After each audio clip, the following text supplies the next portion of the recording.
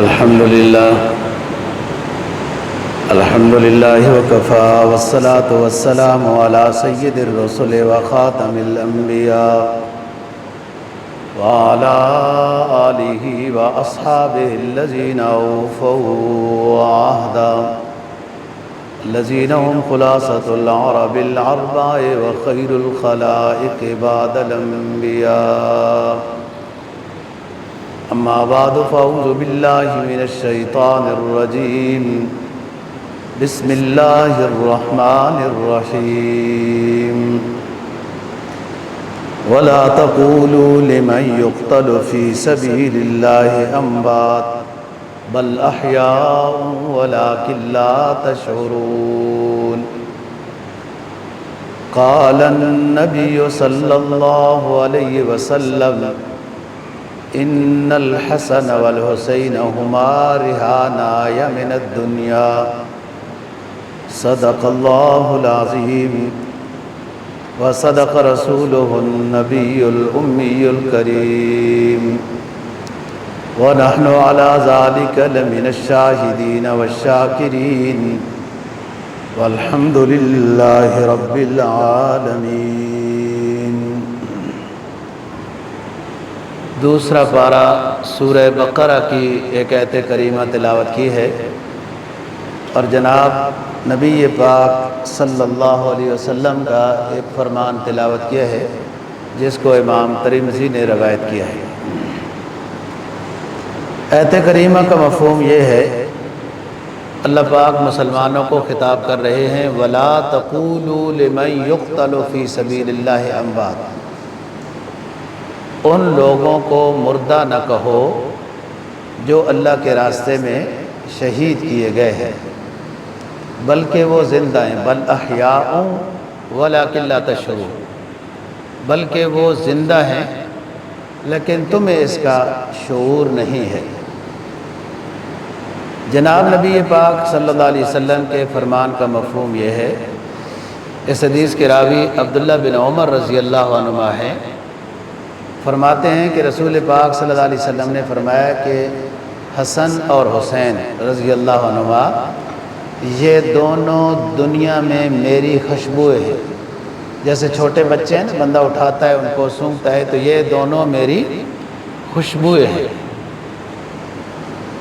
آج 9 محرم الحرام کی مناسبت سے حضرت حسین رضی اللہ تعالیٰ عنہ اور آل بیت سے متعلق چند گزارشات عرض کرنی ہے.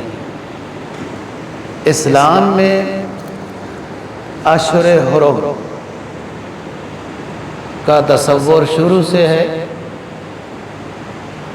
اور صرف اسلام میں ہی محترم مہینوں کا احترام کرنا ضروری نہیں ہے، بلکہ اسلام سے پہلی شریعتوں میں بھی اشہر حرم کا احترام بتایا گیا ہے، جس میں ذی قعدہ، ذی الحجہ اور محرم یہ 3 مہینے اکٹھے ہیں، اور ایک بعد میں مہینہ آتا ہے جس کو رجب کہتے ہیں.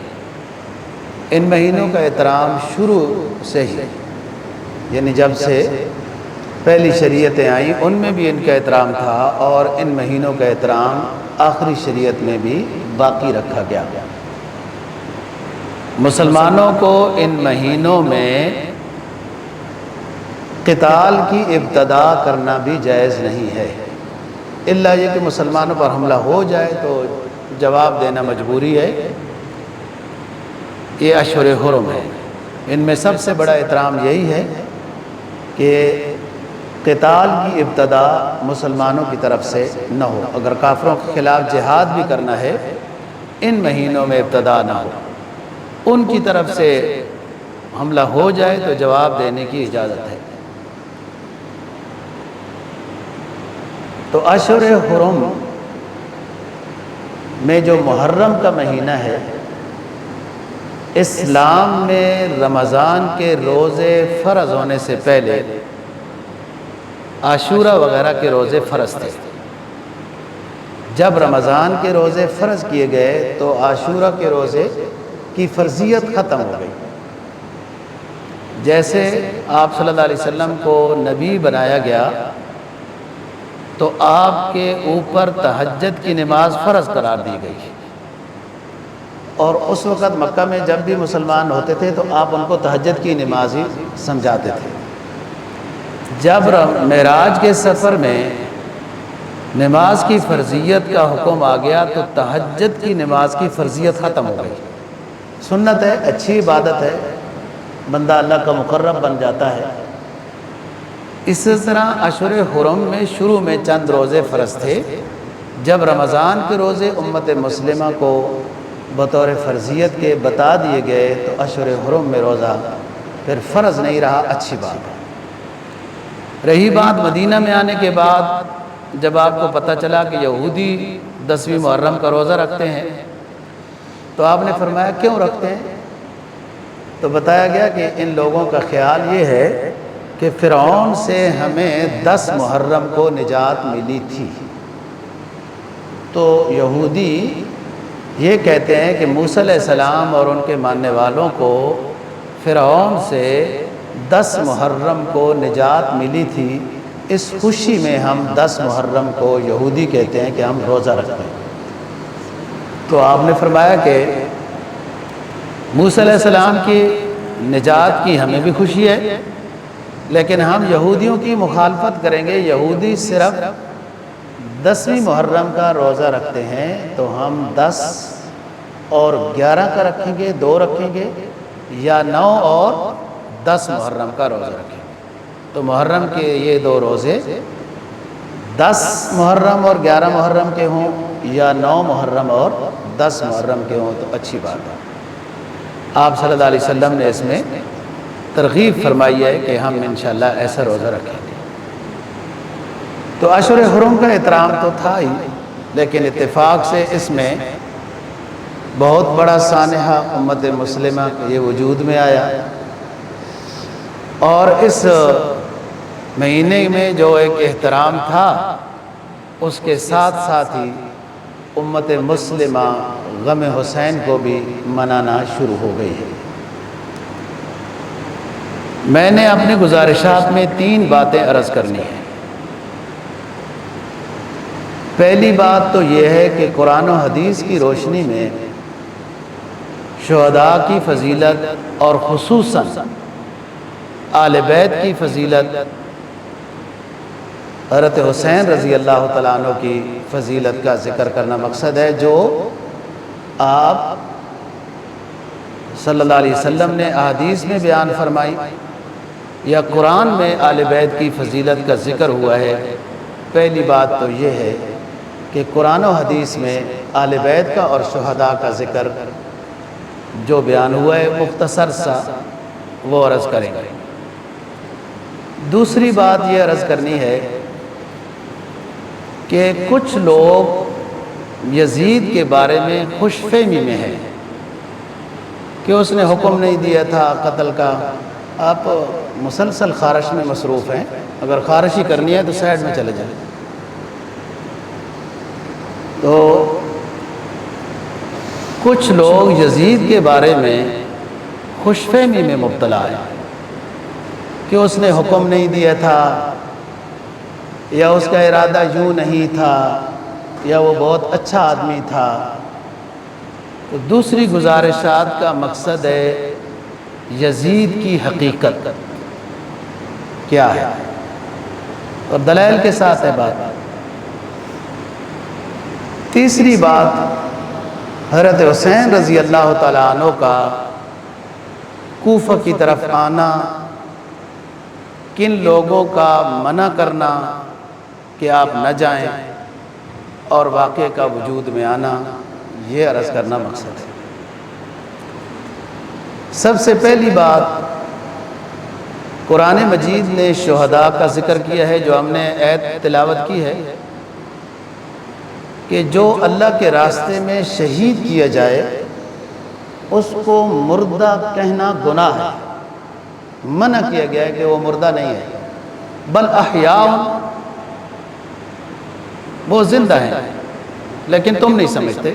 بس جب اللہ نے یہ فرما دیا ہے کہ وہ زندہ ہیں، کیسے زندہ ہیں، کیسی ان کی حیات ہے، کس مقام پر وہ ہیں، عالم برزخ میں یا علیجین میں کہاں ہیں، وہ ان کا اور اللہ کا معاملہ ہے۔ جب قرآن نے یہ کہہ دیا ہے کہ وہ زندہ ہیں تو ہمارا اس پر ایمان ہے۔ ان کو مردہ کہنے کی اجازت ہے، عام شہداء کی بات ہے۔ یہی بات چوتھے پارے میں بھی فرمائی، وَلَا تَحْسَبَنَّ الَّذِينَ قُتِلُوا فِي سَبِيلِ اللَّهِ أَمْوَاتًا بَلْ أَحْيَاءٌ عِندَ رَبِّهِمْ يُرْزَقُونَ فَرِحِينَ بِمَا آتَاهُمُ اللَّهُ مِنْ فَضْلِهِ وَيَسْتَبْشِرُونَ بِالَّذِينَ لَمْ يَلْحَقُوا بِهِمْ مِنْ خَلْفِهِمْ أَلَّا خَوْفٌ عَلَيْهِمْ وَلَا هُمْ يَحْزَنُونَ۔ جو اللہ کے راستے میں شہید کیے گئے تم ان کے بارے میں مردہ گمان تک بھی نہیں کر سکتے ہو۔ جو میں نے دوسرے پارے کی ہے تلاوت کی، اس میں فرمایا کہ شہید کو مردہ نہ کہو، گناہ ہے ان کو مردہ کہنا۔ اس آیت میں ہے کہ مردہ شہید کے بارے میں مردہ کا گمان بھی نہ کرو، خیال بھی نہ کرو کہ شہید مر گیا ہے۔ گمان، تصور، خیال کرنا بھی ٹھیک نہیں۔ بل احیاء عند ربہم، اللہ کے ہاں وہ زندہ ہے۔ اب یہاں قرآن مجید نے نا ایک بہت بڑا مشکل مسئلہ حل کر دیا ہے، وہ زندہ ہیں اللہ کے ہاں، بل احیاء عند ربہم۔ لہذا شہید جو دنیا کے لحاظ سے ہوگا اس کا جنازہ ہوگا، اگر ضرورت ہے کفن کی تو وہ کپڑا ضرورت ہے تو پہنایا جائے گا، ورنہ انہی کپڑوں میں دفن کیا جاتا ہے۔ جنازہ ہوتا ہے، قبر بنائی جاتی ہے، اس کی بیگم بیوہ ہوتی ہے، اس کی جو وراثت ہے وہ اس کے ورثہ میں تقسیم ہوتی ہے۔ دنیا میں اس کے اوپر وہ مسائل لاگو ہوں گے جو عام مرنے والے کے ہوتے ہیں۔ بل احیاء عند ربہم، شہید زندہ ہے اللہ کے ہاں، یرزقون فرحین بما آتاہم اللہ من فضلہ، ان کو رزق بھی دیا جاتا ہے، وہ اللہ کے ہاں خوش بھی ہیں وغیرہ، اور یہ خیال بھی کرتے ہیں کہ ہمارے پیچھے اچھے لوگ ہمیں آ کے ملیں وغیرہ۔ یہ آگے آیت کا ترجمہ ہے۔ مطلق شہداء کی بات ہے یہ، اس میں سارے شہید داخل ہیں۔ میدان حشر میں حدیث میں آتا ہے شہید کو اٹھایا جائے گا، وہ خون اس کے جسم پر نظر آ رہا ہوگا، جس کے جو دنیا میں اس کو شہید کیا گیا اور زخمی ہوا تھا، تو لونہ لون الدم وریحہ ریح المسک، اس کا رنگ تو خون والا ہوگا لیکن اس کی خوشبو پورے محشر کو معطر کر دے گی، مشک جیسے۔ شہید کم از کم 70 ان لوگوں کی مغفرت کرائے گا جن کے بارے میں جہنم کا فیصلہ ہو چکا ہوگا، شہید کی سفارش سے، جن کی وہ سفارش کرے گا۔ اور وَنُفِخَ فِي الصُّورِ فَصَعِقَ مَنْ فِي السَّمَاوَاتِ وَمَنْ فِي الْأَرْضِ إِلَّا مَنْ شَاءَ اللَّهُ، 24واں پارہ۔ قیامت کے برپا کے 2 منظر پیش ہوں گے۔ پہلی دفعہ جب سور پھونکی جائے گی تو جو زندہ لوگ ہوں گے یہ بھی سارے مر جائیں گے۔ دوسری دفعہ جب سور پھونکی جائے گی تو جتنے اب مرے ہیں یہ بھی، اور آدم علیہ السلام سے لے کر اب تک جتنے پہلے مر چکے ہیں وہ دوسری مرتبہ سور پھونکنے کی وجہ سے سارے زندہ ہو جائیں گے۔ یہ مسئلہ سمجھنے کا ہے۔ وَنُفِخَ فِي الصُّورِ فَصَعِقَ مَنْ فِي السَّمَاوَاتِ وَمَنْ فِي الْأَرْضِ إِلَّا مَنْ شَاءَ اللَّهُ ثُمَّ نُفِخَ فِيهِ أُخْرَى فَإِذَا هُمْ قِيَامٌ يَنْظُرُونَ۔ سور 2 مرتبہ اسرافیل علیہ السلام پھونکیں گے۔ پہلی مرتبہ جب سور پھونکی جائے گی تو اس وقت جو بھی کچھ موجود ہوگا وہ سب فنا ہو جائے گا، اس میں درخت بھی، سورج بھی، سب کچھ، انسان بھی، جانور جو بھی ہے سب ختم ہو جائے گا۔ پھر ندا لگے گی لمن الملک اليوم، ساری دنیا جب ختم ہو جائے گی۔ ثم نفخ فیہ اخری، پھر دوبارہ سور پھونکی جائے گی، سارے لوگ کھڑے ہو جائیں گے حساب و کتاب کے لیے۔ جو مسئلہ بتانا ہے وہ یہ، پہلی مرتبہ جب سور پھونکی جائے گی وَنُفِخَ فِي الصُّورِ فَصَعِقَ مَنْ فِي السَّمَاوَاتِ وَمَنْ فِي الْأَرْضِ، جب پہلی دفعہ سور پھونکی جائے گی تو ساری کائنات سب کچھ مر جائے گا، ختم ہو جائے گا، إِلَّا مَنْ شَاءَ اللَّهُ، مگر پہلی مرتبہ سور پھونکنے کے وقت بھی جن کو اللہ چاہے گا ان پر فنا کا فیصلہ نہیں ہوگا۔ یہاں اس آیت میں جو میں نے حوالہ دیا ہے آپ کو 24واں پارہ پہلا پاؤ کہ سور پھونکی جائے گی، سب کچھ فنا ہو جائے گا، الا من شاء اللہ، مگر جن کو اللہ چاہے گا ان کے اوپر فنا کا فیصلہ نہیں ہوگا۔ اس آیت کی تشریح میں لکھا ہے کہ شہید فنا نہیں ہوگا، کیونکہ شہید کو تو مردہ کہنے کی اجازت نہیں ہے۔ شہید بس ایک دفعہ جو عالم دنیا سے عالم برزخ کی طرف منتقل ہو چکا ہے، بس وہ ہے۔ تو سور پھونکنے وقت بھی جن پر بے ہوشی کا اثر نہیں ہوگا ان میں شہداء بھی داخل ہیں، بعض رات نے فرشتے بھی، بعض نے انبیاء علیہ السلام بھی لکھے ہیں۔ تو یہ تو میں نے عام شہداء کا مقام بیان کیا ہے جو قرآن مجید میں اور حدیث کی ایک حدیث کا حوالہ دیا۔ اب اہل بیت کی طرف آئیں۔ عیسائیوں کا ایک وفد تھا نجران، یہ ہرقل وغیرہ، یہ روم اس علاقے کے، اور انہیں سمجھ آ چکی تھی کہ نبی آخر الزمان صلی اللہ علیہ وسلم کا ظہور ہو چکا ہے، لیکن ان کو حکومت، ان کو پادریوں کو وظیفے دیتی تھی، تو وہ پھر کہتے تھے کہ ٹھیک ہے بادشاہ سلامت، حق پر آپ ہی ہیں، ٹھیک ہے۔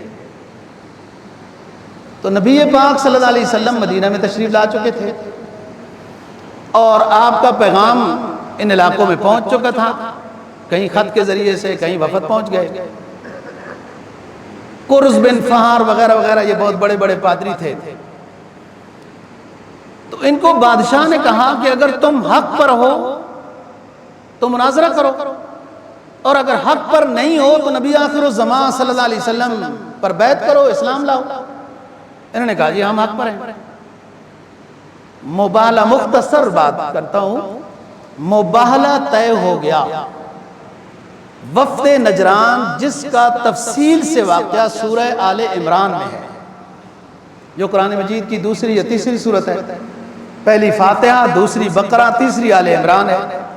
آل عمران میں وفد نجران کا بڑا ذکر ہے، اور یہ آئے اپنے علاقوں سے مدینہ میں نبی پاک صلی اللہ علیہ وسلم کے ساتھ مناظرہ کرنے، مباہلہ کرنے، کہ ہم حق پر ہیں تو سالم رہیں گے، ہمارا خلاف مخالف جو باطل ہے وہ جل جائے گا، یہ مباہلہ ہوتا ہے۔ آپ نے فرمایا ٹھیک ہے، جو ہم نے اپنے موضوع کی مناسبت سے بات کرنی ہے وہ یہاں سے اخذ کرنی ہے، باقی وفد نجران کا قصہ تو بہت لمبا ہے۔ آپ نے جن حضرات کو اپنے ساتھ لیا کہ میں دعا کروں گا، ان کے خلاف بد دعا کروں گا، اور آپ لوگوں نے میری دعا یا بد دعا پر آمین کہنا ہے، جس کو قرآن نے بتایا قُلْ تَعَالَوْا نَدْعُ أَبْنَاءَنَا وَأَبْنَاءَكُمْ وَنِسَاءَنَا وَنِسَاءَكُمْ وَأَنفُسَنَا وَأَنفُسَكُمْ ثُمَّ نَبْتَهِلْ فَنَجْعَلْ لَعْنَةَ اللَّهِ عَلَى الْكَاذِبِينَ۔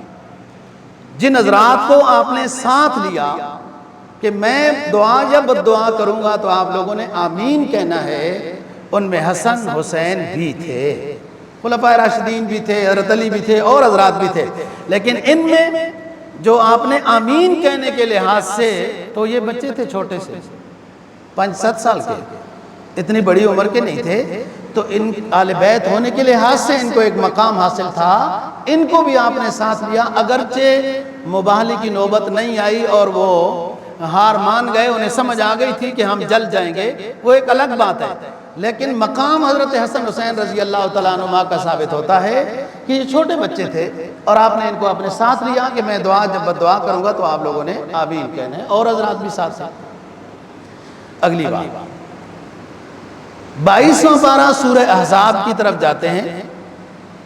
قرآن مجید نے بتایا انما یرید اللہ لیذھب عنکم الرجس اہل البیت ویطہرکم تطہیرا۔ اہل بیت میں نبی کا خاندان داخل ہے، ازواج مطہرات داخل ہیں، آپ کی اولاد داخل ہے، حضرت علی داخل ہیں، اور حضرت علی کے حضرت فاطمہ سے جو اولاد ہے یہ اہل بیت میں سے۔ انما یرید اللہ لیذھب عنکم الرجس اہل البیت ویطہرکم تطہیرا میں اہل بیت کی فضیلت بیان ہوئی۔ اللہ پاک یہ چاہتے ہیں کہ اہل بیت کو خوب پاکیزہ دیکھیں اور پاکیزہ بنائیں، یہ اس آیت کا مفہوم ہے۔ اب آئیے آپ حدیث کی طرف کہ حدیث میں جناب نبی پاک صلی اللہ علیہ وسلم نے حضرت حسن حسین رضی اللہ عنہما کے بارے میں کیا فرمایا ہے۔ حدیث بخاری کی ہے، فرمایا کہ الحسن والحسین سیدہ شباب اہل الجنہ، حضرت حسن حسین رضی اللہ عنہما یہ جنتی لوگوں کے جنتی نوجوانوں کے سردار ہوں گے۔ یہاں پر ایک اور مسئلہ بھی حل ہو گیا کہ جب لوگوں کو جنت میں داخل کیا جائے گا، حدیث میں آتا ہے، تو سب کو نوجوانی کی حالت میں، تو یہ حضرات بھی حضرت حسن حسین سیدہ شباب اہل الجنہ، سارے لوگ خواہ مرد ہو یا عورت، جب ان کے بارے میں فیصلہ جنت کا ہو جائے گا تو ان کو نوجوانی کی زندگی عطا کی جائے گی۔ نوجوانی ایک اعلیٰ نعمت ہے، بڑھاپا بھی نعمت ہے اگر اس میں کوئی ندامت کے آنسو نصیب ہو جائیں، لیکن دنیا کے لحاظ سے بڑھاپا نعمت ہے نا جی، اس میں ندامت کے آنسو مل جائیں، توبہ کی توفیق ہو جائے تو یہ اونچی چیز ہے، بڑھاپا بھی کسی کو نصیب ہو۔ اب تو جوانی میں جنازے زیادہ نکل جاتے ہیں۔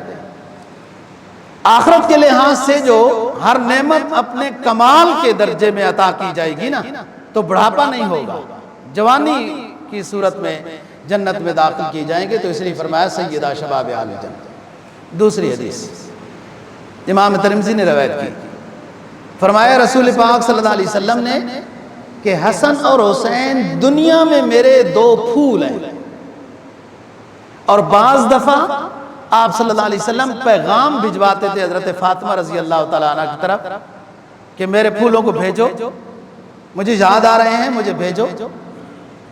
اس سے اور اونچی قدر و منزلت، ان کا مقام جو سرکار کا جن کے بارے میں اتنا پیار ہو، اور کیا ثابت کرنا چاہتے ہیں؟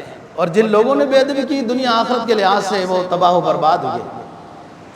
سید تو جو اتنے نسلوں کے بعد آپ کے علاقے آپ کے خاندان میں آباد ہو نا جی، اس کا بھی احترام ضروری ہے کہ یہ آل بیت ہے۔ خطبہ حجۃ الوداع آپ حضرات نے سنا پڑا ہوگا، اس میں آپ کے بہت جامع معنی، آپ نے جو جملے ارشاد فرمائے وہ سب قانون بن گئے، اس حد تک جامع معنی۔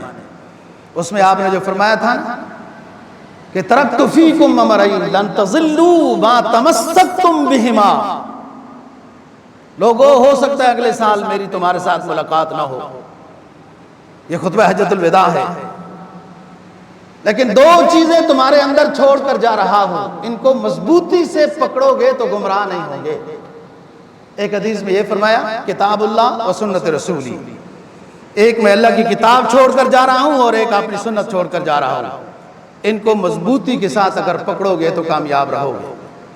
اسی خطبہ حجۃ الوداع میں دوسرے جملہ ارشاد فرمایا کہ دو چیزیں چھوڑ کر جا رہا ہوں، اور وہ یہ کتاب اللہ و عطرتی اہل بیتی، میں اپنا اہل بیت کے لوگ کچھ بڑے لکھے چھوڑ کر جا رہا ہوں۔ اب ایک اور حدیث ہے، فرمایا رسول پاک صلی اللہ علیہ وسلم نے میرے اہل بیت قرآن سے تمہیں جدا نظر نہیں آئیں گے، وہ صحیح متبع شریعت نظر آئیں گے، میرے اہل بیت کی پہچان یہ ہوگی۔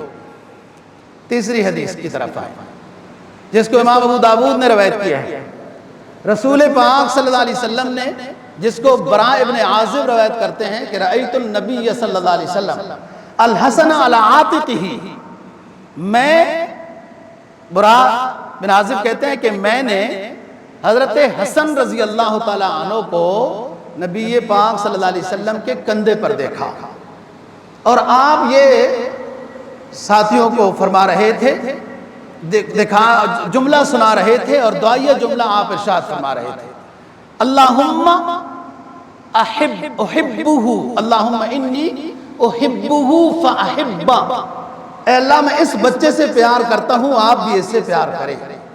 کتنی بڑی فضیلت ہے۔ آگے چلیے، آپ صلی اللہ علیہ وسلم خطبہ دے رہے ہیں، اور حضرت حسن رضی اللہ تعالیٰ عنہ قریب بیٹھے ہیں۔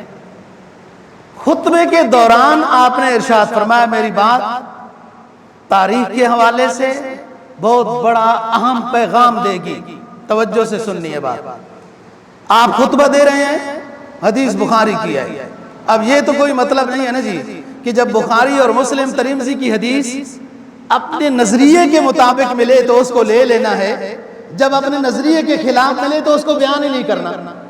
توجہ سے آپ خطبہ ارشاد فرما رہے ہیں، حضرت حسن رضی اللہ تعالیٰ عنہ ساتھ بیٹھے ہیں، خطبے کے دوران آپ نے حضرت حسن کی طرف اشارہ کیا، ھذا ابنی سید یصلح بین المسلمین عظیمین، یہ میرا بیٹا ہے جو سردار بنے گا، سردار ہے اور دو عظیم مسلمانوں کی بڑی جماعتوں کے درمیان صلح کرائے گا۔ اب دو مسلمانوں کی عظیم جماعتیں وہ کون سی تھی جن میں جنگ ہو گئی تھی؟ وہ ایک حضرت علی رضی اللہ تعالیٰ عنہ کی تھی اور ایک حضرت امیر معاویہ رضی اللہ تعالیٰ عنہ کی تھی۔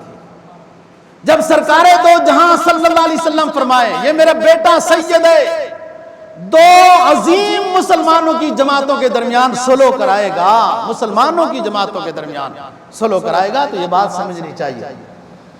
آگے آئیے، امام ترمذی کی حدیث، نبی پاک صلی اللہ علیہ وسلم خطبہ دے رہے ہیں اور خطبے کے درمیان میں روایت نقل کرتے ہیں، بخاری کی حدیث ہے کہ دونوں شہزادے سرخ رنگ کے لباس میں جمعے کے درمیان میں آ رہے ہیں، حضرت حسن بھی اور حضرت حسین رضی اللہ تعالیٰ عنہ، اور حدیث ان کے لباس کا رنگ بھی نقل کرتی ہے کہ دونوں نے سرخ رنگ کی دھاری دار قمیضیں جبے پہنے ہوئے تھے اور صحابہ ان کو راستہ دیتے جا رہے ہیں۔ یہ سب احترام ہے نا، وہ بچے ہیں ابھی۔ دیکھو آپ جب دنیا سے تشریف لے گئے تو ایک کی عمر 7 سال تھی، ایک کی عمر 5 سال تھی، 7، بعض نے 6، بعض نے 4.5 لکھا ہے۔ اب یہ چھوٹے بچے ہیں، اب اس میں ایک اور مسئلہ بھی ثابت ہو گیا کہ بچوں کا بھی جمعے میں آنا چاہیے 7-8 سال کے جب ہوں۔ خطبہ جمعے کا ہو رہا ہے اور یہ حضرات دونوں شہزادے آ رہے ہیں، امی نے تیار کر دیا وغیرہ اور آ رہے ہیں سیدھا۔ اب نانے کا پیار کافی تھا، یہ مانوس بہت تھے، اس لیے لوگوں سے گزرتے گزرتے قریب آ گئے۔ جب یہ قریب آ گئے، آپ کھڑے ہو کر خطبہ دے رہے تھے کہ آپ ممبر سے نیچے تشریف لائے اور دونوں شہزادوں کو لیا، ایک کو دائیں ہاتھ دائیں سائڈ ممبر میں بٹھا دیا، ایک کو بائیں سائڈ ممبر میں بٹھا دیا اور قرآن مجید کی آیت فرمائی، فرمایا انما اموالکم و اولادکم فتنہ، یہ مال و دولت اور اولاد آزمائش ہوتی ہے۔ میرے صحابہ، مجھے اپنے ان شہزادوں سے اتنا پیار ہوا کہ میں اپنے ممبر سے نیچے اٹھ کے ان کو وصول کرنے والا بنا۔ دیکھو اس سے زیادہ اور ان کا احترام اور اعزاز کیا ہے کہ سرکار دو جہاں صلی اللہ علیہ وسلم اتنی عزت دے رہے ہیں، تو کیا امتی کو ان حضرات کے احترام نہیں کرنا، عزت نہیں دینی؟ ایک تو میں نے یہ بات، اور بھی بہت ساری حدیثیں ہیں، میں حسین میں سے ہوں، حسین مجھ میں سے ہے وغیرہ وغیرہ، اور دعائیں کی، کندھوں پر اٹھایا، چوما وغیرہ۔ اب جو میں دوسری بات کرنا چاہتا تھا، جو میں نے شروع تمہید میں بتائی بات، کہ 3 باتیں کرنا چاہتا ہوں قرآن و حدیث کی روشنی میں اہل بیت حضرت حسنین رضی اللہ تعالیٰ عنہ کی فضیلت۔ دوسری بات کہ بعض لوگوں کے دماغوں میں یہ بات ہے اور وہ بیان بھی کرتے ہیں، کہیں لکھتے بھی ہیں کہ یزید کی یہ غلطی نہیں تھی، یزید کی صفائیاں دیتے رہتے ہیں وغیرہ۔ میرے 3 سوال ہیں۔ جو لوگ یزید کی تعریف کرتے ہیں، یزید صحابی نہیں ہے اور ہم اس کی تعریف کے وہ نہیں ہے، مکلف نہیں ہے کہ اس کو ہم نے خواہ مخواہ پیش کرنا ہے۔ کچھ لوگ جو اس کی تعریف کرتے ہیں کہ اس نے حکم نہیں دیا تھا، فلان نہیں دیا تھا، بڑے دلائل دیتے ہیں وغیرہ وغیرہ۔ میرے 3 سوال ہیں۔ پہلی بات تو یہ ہے کہ جو حضرت حسین رضی اللہ تعالیٰ عنہ کو کہتے ہیں جی شہید کو اس نے حکم نہیں دیا تھا، فلاں نہیں دیا تھا، جو کچھ بھی ہے، شہید ہو گئے، اس کے پاس سر مبارک پہنچائے گئے، آپ نے عبید اللہ بن زیاد کو معزول کیوں نہیں کیا تھا؟ اگر اس نے حکم نہیں دیا تھا حسین یا ان کے آل خانہ کو شہید کرنے کا، تو پھر عبید اللہ بن زیاد جو گورنر اس نے بنایا تھا کوفہ کا، ان کو مضبوط کر پکڑنے کے لیے، تو اس نے تو حکم نہیں دیا ہوا تھا یزید نے، جیسے لوگ بعض کہتے ہیں۔ تو پھر عبید اللہ بن زیاد جو کوفہ کا گورنر تھا، جس کی ظلم و ستم کی وجہ سے یہ زیادتی ہوئی ہے، اس کو یزید نے معزول نہیں کیا تھا۔ ایک بات یاد رکھنا ہے، یزید کی صفائی جو لوگ پیش کرتے ہیں ان کے لیے میرا سوال ہے۔ پھر اور بات، جب حضرت حسین رضی اللہ تعالیٰ عنہ کوفہ کی طرف چل پڑے اور آپ کو خط بھی آئے اور وغیرہ، یہ ساری چیزیں آپ نے سنی ہوئی ہیں، آپ نے مسلم بن عقیل رضی اللہ تعالیٰ عنہ کو کوفہ میں بھیجا جو آپ کے چچا زاد ہیں، حالات کیسے ہیں؟ انہوں نے جواب میں خط لکھا کہ حالات بہت اچھے ہیں۔ ہزاروں لوگوں نے مسلم بن عقیل رضی اللہ عنہ کے ہاتھوں پر بیعت کی تھی۔ کیوں حالات موافق تھے؟ کیوں ہزار لوگوں نے بیعت کی تھی؟ سمجھنے کی بات ہے، اس وقت کوفہ کا گورنر نعمان بن بشیر تھا جو اہل بیت کے بارے میں نرم گوشہ رکھتا تھا، اس لیے مسلم بن عقیل کے اجتماع میں لوگ ہزاروں سے شریک ہوئے اور مسلم بن عقیل کے ہاتھوں پر ہزاروں لوگوں نے بیعت کی، اور مسلم بن عقیل نے خط لکھا حضرت حسین رضی اللہ تعالیٰ عنہ کی طرف کہ حالات موافق ہیں، آپ آ جائیں۔ یہ بات جب یزید کو پتہ چلی کہ نعمان بن بشیر کا حسین رضی اللہ تعالیٰ عنہ کے قافلے کے بارے میں نرم پہلو ہے، تو اس نے نعمان بن بشیر کو ہٹا کر عبید اللہ بن زیاد کو گورنر بنایا کوفہ کا۔ جو لوگ یزید کے بارے میں یہ سوچتے ہیں کہ وہ اچھا تھا وہ اچھا تھا، اور اگلی بات، آپ تاریخ پڑھیں، ایک دفعہ پڑھنے سے تاریخ نہیں سمجھ آتی، کئی دفعہ پڑھنی پڑتی ہے، کئی تاریخیں پڑھنی پڑتی ہیں، اس میں ابن خلدون بھی ہے، البدایہ والنہایہ بھی ہے وغیرہ۔ عبید اللہ بن زیاد کی یزید کے ساتھ ناراضگی چل رہی تھی، آپس میں یہ ٹھیک نہیں تھے کسی حکومتی وجہ سے، نظام سے۔ یزید نے اپنی اس مخالفت کو در پردہ ڈالا، اس دشمنی کو ختم کیا، اور اس ظلم و ستم کے لیے اپنی پرانی دشمنی پیچھے رکھتے ہوئے عبید اللہ بن زیاد کو کوفہ کا گورنر بنایا، اپنی ناراضگی کو دبا دیا۔ عبید اللہ بھائی صحیح جو ہے وہ ظلم کر سکے گا، یہ بات جو کہتے ہیں کہ یزید اچھا آدمی تھا۔ ایک بات یہ سوال ہے ان لوگوں کے لیے جو یزید کو اچھا۔ دوسری بات کہ جب سن 63 ہجری میں 62-63 کے درمیان میں اس نے مدینہ کی طرف بندے بھیجے کہ میرے ہاتھ پر بیعت کرو، واقعہ حرہ جو آپ تاریخ میں پڑھتے ہیں، واقعہ حرہ، اور حکم یہ تھا کہ جو بیعت نہیں کریں گے ان پر گولی چلا دی گئی، گولی چلی، ہزاروں مدینہ والوں کو شہید کیا گیا، عورتیں بیوہ ہو گئیں، کئی صحابہ بھی شہید کیے گئے۔ یہ واقعہ حرہ ہے۔ حرہ قُلْ نَارُ جَهَنَّمَ أَشَدُّ حَرًّا، حرہ کہتے ہیں گرمی کو۔ مدینہ کی ایک سائڈ ایسی ہے کہ جہاں بڑے سخت قسم کے گرم طرح کا صحرا ہے، اس میں پتھر بھی عجیب سے ہے، اس جگہ میں یزیدی فوجیوں نے پڑاؤ ڈالا تھا، اس جگہ کا نام حرہ ہے، اور مدینہ پر ظلم و ستم کیا تھا کہ کیوں نہیں ہمارے ہاتھ کے اوپر بیعت کر رہے۔ یہ وہ ان لوگوں کے لیے دوسرا سوال ہے جو یزید کی تعریف کرتے ہیں کہ مدینہ طیبہ میں 3 دن مسجد نبوی بند رہی، نمازیں نہیں ہوئی، ظلم و ستم کا بازار گرم رہا۔ یہ کس کے حکم پر تھا؟ یزید کے حکم پر تھا۔ اور سعید بن مسیب رحمہ اللہ تعالیٰ، آپ تاریخ اسلام پڑھے نا، تو سعید بن مسیب اجل تابعین میں سے، بڑے علماء میں سے، تابعین میں سے بڑے تابعین ہیں۔ یہ کہتے تھے میں اکیلا مسجد نبوی میں نماز پڑھنے آتا تھا، اور بعض جگہوں میں تو یہ بھی لکھا گیا کہ روضہ رسول سے اذان اور اقامت کی صدائیں بھی آتی تھی، لیکن نماز پڑھنے والا سعید بن مسیب کہتے ہیں میں اکیلا ہوتا تھا، مسجد نبوی بند رہی تھی۔ یہ ظلم و ستم یزید نے کیا تھا، اس کا جو گورنر تھا، جو اس وقت فوجی سپہ سالار تھا، وہ اسی کی طرف سے۔ یہ دوسرا سوال ہے ان لوگوں پر۔ اور تیسرا کہ یہاں سے پھر یہ گئے یزیدی فوج والے، اور مکہ مکرمہ میں اس وقت حکمرانی کہیں یا کسی حد تک کنٹرول جو ہے وہ کہیں تو وہ عبداللہ بن زبیر رضی اللہ تعالیٰ عنہ کا تھا۔ یہ عبداللہ بن زبیر رضی اللہ تعالیٰ عنہ حضرت عائشہ صدیقہ رضی اللہ تعالیٰ عنہ کے بھانجے ہیں، حضرت ابو بکر صدیق رضی اللہ تعالیٰ عنہ کے نواسے ہیں، عبداللہ بن زبیر رضی اللہ تعالیٰ عنہ۔ اور یہ حضرت حسین رضی اللہ تعالیٰ عنہ کے ساتھ تھے۔ ہمارا وقت ختم ہو گیا ہے، نہیں تو ہم آگے بتاتے کہ کون لوگ تھے جو حضرت حسین کے ساتھ تھے۔ پھر مکہ میں آ کے یہ رائے ہوئی کہ یہیں رکنا چاہیے۔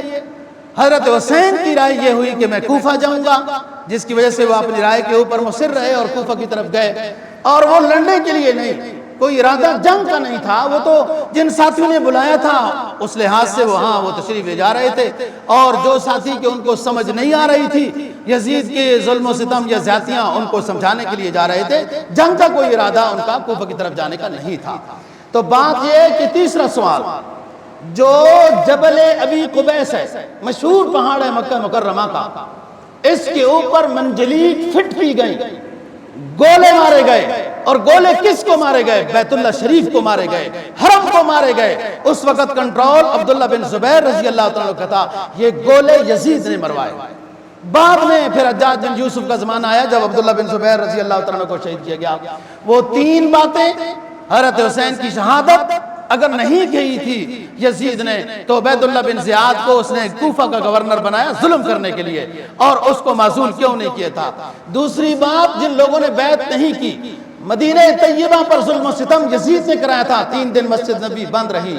تیسری بات کہ جبل ابی قبیس پر جو منجلیق گولے والی، وہ اس وقت کے لحاظ سے جو چیز تھی وہ فٹ کی گئی، اور گولے بیت اللہ شریف کے اوپر مارے گئے، وہ یزید کی حکومت میں ہوئے۔ اور کیا بات ہے جی، کیا حکومت تھی! 3 سال کے لگ بھگ بھی کوئی حکومت نہیں، ظالم کی حکومت اتنی ہوتی ہے۔ اور اس کے بعد اس نے جس کو ولی عہد بنایا وہ 6 مہینے کے بھی لگ بھگ کچھ نہ ہو سکا۔ تیسرا سوال ہمارا وہ یہ کہ تاریخ کے حوالے سے ہم واقعہ کربلا بیان کرنا چاہتے تھے، وہ ماشاءاللہ آپ ہر جگہ سنتے رہتے ہیں۔ میرا کہنا سننا آپ لوگوں کو سمجھ کے اللہ توفیق دے، اور ان جو اسلام کے عظیم لوگ گزرے ہیں ان کے نقش قدم پر چلنے کی توفیق نصیب فرمائے۔ وآخر دعوانا